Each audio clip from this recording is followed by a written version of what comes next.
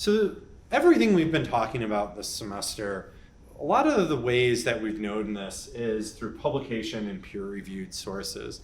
And a lot of times we get so much publications and so much information out there, it's almost too much. And so what we see a lot of times is a lot of kind of simplifications and reviews of these things. And we call these, in the botanical literature, reviews. And so today we're going to talk about a little bit of review for your exam number 3, which is going to be up this week. So just a quick kind of overview. The exam 3 is going to cover essentially Gymnosperms and Angiosperms. So if you're thinking about what you need to review to get ready for that, those are going to be the areas you're going to want to focus on. Also, I want to really emphasize to make sure that you've done all the readings since then, because a lot of times we take questions directly out of those readings and put those on the exams. So make sure all your notes and the readings and your notes on those readings are ready to go before you click start. And the other big caveat I want to give for this review is this review will not cover everything on the exam. There's a lot of things that I just won't get to on here that you'll have to go back and, again, review your notes and review the lectures and things for those last 2 units. Okay, so the first big part of the exam is going to be on the Gymnosperms. And remember, the Gymnosperms are a group of vascular plants that produce seeds. In fact, they're the sister clade to the Angiosperms. So they're right next to each other in that plant phylogeny. They're a good group, a monophyletic group, which means that they share a common ancestor. And these Gymnosperms are associated into 5 primary orders. The Cycadales, which include the cycads over here. The Ginkgoales, which include the ginkgo trees, which we only have one extant species, Ginkgo biloba. The Natales, which are a very interesting group, which have groups such as Welwitschia, as well as ephedra in it. And then the Pinnales, the conifers that are in the pines. And then the other associated conifer group, the Cupressales, which includes members such as the junipers in there. And the big adaptation we see in the Gymnosperms compared to earlier groups we talked about is that kind of presence of a seed. That really nice unit of propagation that allows these plants to disperse and also provides the developing young a very simplistic way to start their lives. We also see that the Gymnosperms, compared to the Angiosperms, aren't enclosed in an ovary.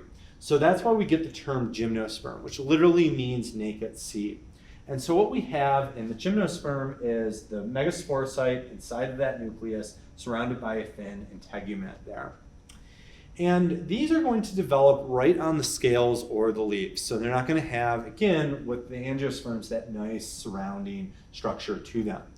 A lot of times these scales or the leaves are kind of modified to give a little bit of protection to that developing embryo.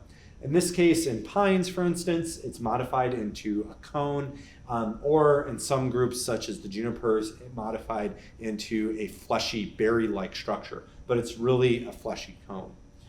But a lot of these gymnosperms, true to the name gymnosperms, are just solitary and they're born right on a leaf without hardly any structure whatsoever to them. Importantly, in gymnosperms also, we see the development of wood.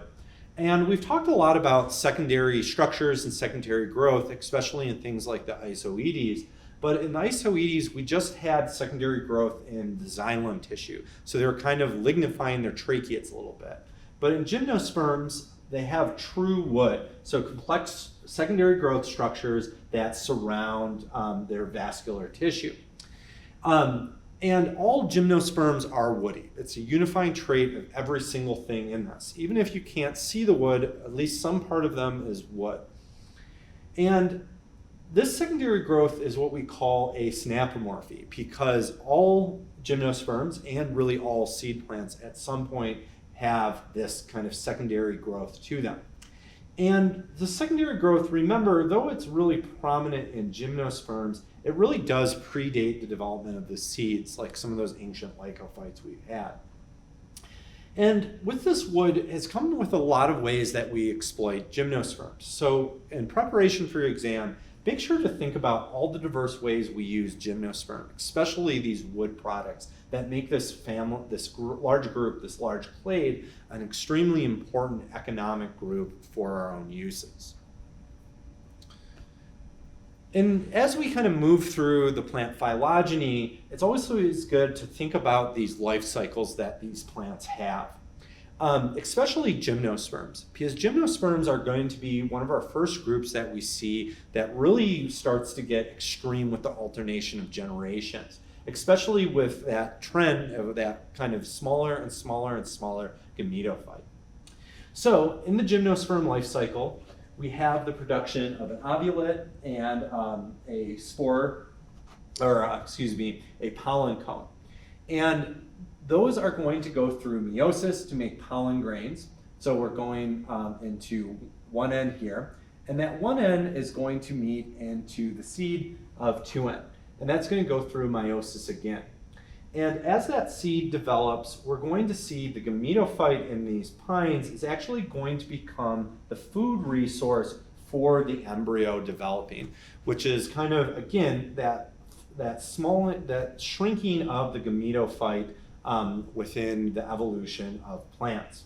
And eventually that will grow up into a 2N sporophyte. And of course, when it comes to plants, when you think about a plant, it's an angiosperm. And that's going to be kind of our big focus for the rest of this class going out. And the angiosperms, again, are kind of that sister group to the gymnosperms. But they have a lot of adaptations that we haven't seen so far. And those adaptations make angiosperms the most widely successful group of plants out there.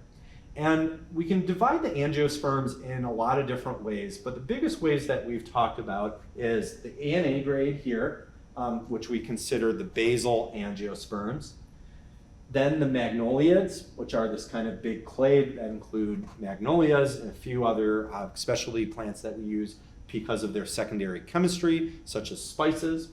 The monocots, which include grasses and orchids, and then the eudicots. And then this funky group, the Stratophyllaceae right there, that their placement's a little unsure. But one thing you'll want to do is kind of be able to go through these kind of big groups and think about what traits are unique to that group and what traits we see in this kind of evolutionary trek as we go along throughout the time scale of plant evolution. And all these angiosperms, the big part of them is, again, their fruits and their flowers. And those are really the traits that we see show up in the angiosperms that have made them so successful. And the reason why it's so successful is because the flower here is able to have a lot of different ways to exchange that genetic information, whether it's attracting animals to help with pollination, or if it's massively reduced and changed to do something like water pollination or even wind pollination. And structurally, that flower, once it gets pollinated through these different structures here, is going to start to enlarge and will become a big fruit.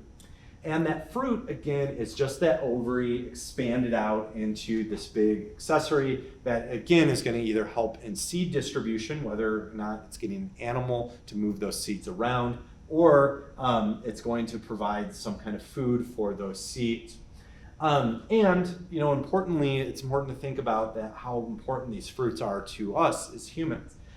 In fact, we've probably been selected by them in order to propagate themselves because of how juicy and great these are. And importantly, we see kind of the final knife in the back of the gametophyte life stage here in angiosperms, where that's been really reduced to essentially a couple cells in one stage of this life cycle. An important part of this life cycle to understand is this idea of double pollinization, fertilization. And in this is once the pollen grains land on the stigma, they're going to form a pollen tube. And what that's going to do is that pollen tube is going to have two sperms run down. And those sperms are going to fertilize, one of them a ovule that will grow into a seed, and the other one's going to implant into the ovary. And that's going to cause an enlargation and cause the fruit to grow. And so we see that nice seed is going to be surrounded by a nice food coat, and then an endosperm that's going to give nutrition to that developing seed. So that's just a quick review of some of the big areas to focus your study on. But remember, there's a lot of things in here that we didn't necessarily go over. So it's worth your time to go back through your notes, review a little bit. And of course, if you have any questions, let us know and we can kind of set you on the right course. And also make sure to check out the discussion board this week for any questions. And also look out for any emails as we get close to this exam and then the coming up final exam.